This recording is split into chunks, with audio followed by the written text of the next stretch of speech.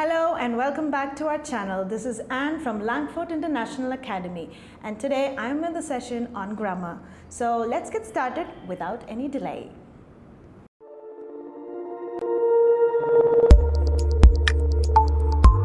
LangFort International Academy.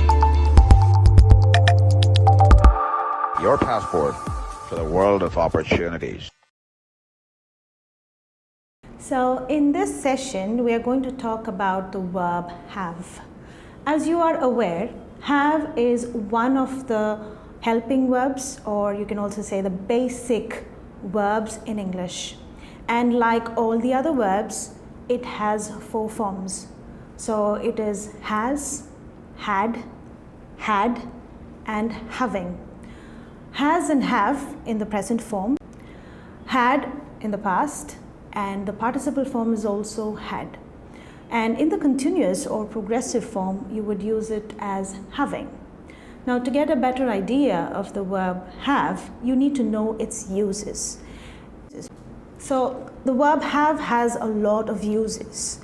And today I'm going to talk about 6 common and important uses of the verb. So to begin with, the first one is to show ownership or possession. The second one is to show relationship. The third one is to show features, or as a matter of fact, quality or characteristics. And the fourth one is illness.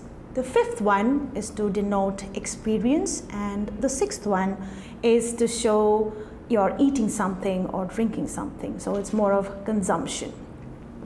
Now, I would like to give you examples on these uses.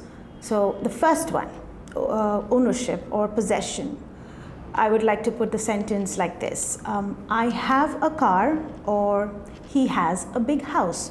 This indicates that the car belongs to him or belongs to me, and the house belongs to the person. Now, when it comes to the relationship, the example that I can give you is, I have a son who is in his 10th grade. Or I can say, I have an uncle who lives in London. Now that shows the relationship between me and my son, or the relationship that I have with that person who's supposed to be my uncle.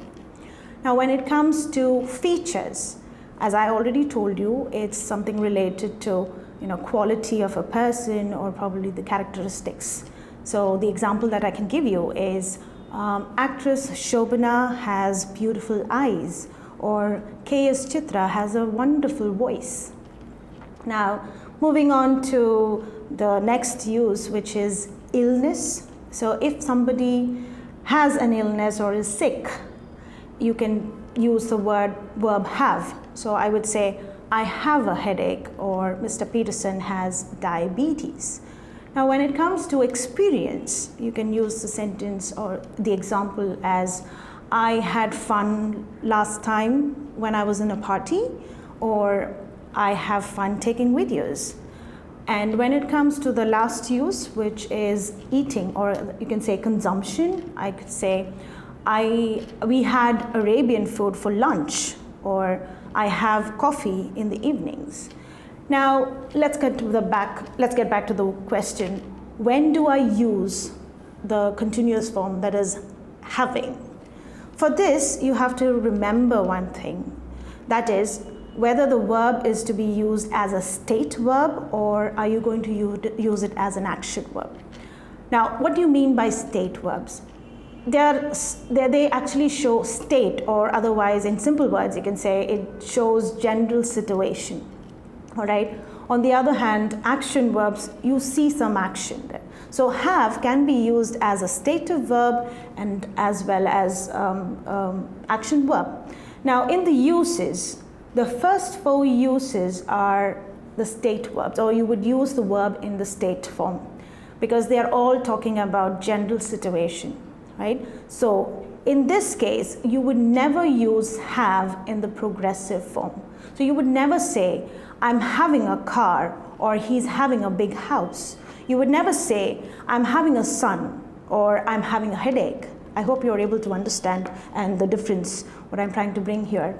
But on the other hand, if you are talking about an experience or you are talking about the action of consuming food or any drink, there you could use it in the continuous form. So I could say, I'm having fun recording this video, or I'm having lunch, which is one is the experience, and the second example was the consumption. That is, I'm eating food, I'm going to have something.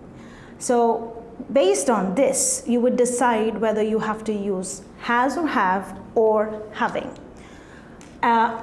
Before I conclude, I would just like to recap in a very short way the most important point that you have to keep in mind. That is, whether you're going to decide whether you have to use having or have based on the meaning. Are you going to use it as a state verb, or are you going to use it as an action verb? Like I told you, if you're planning to talk about ownership, features, relationship, or illness, you would never use the continuous form. On the other hand, if you are going to talk about experience or consumption of food or water or any drink, there you can use it in the continuous form. Well, that's it for now. I hope you understood, and I think I've made some sense now, and you would use the verb judicially. So this is the end of the session on the verb have. I hope it was informative and you enjoyed the video. Do let us know through your comments and your likes. And hey, if you haven't subscribed to the channel yet, do it right away, because we have a lot in store that will help you improve your language. So until next time, it's bye from Anne. Take care.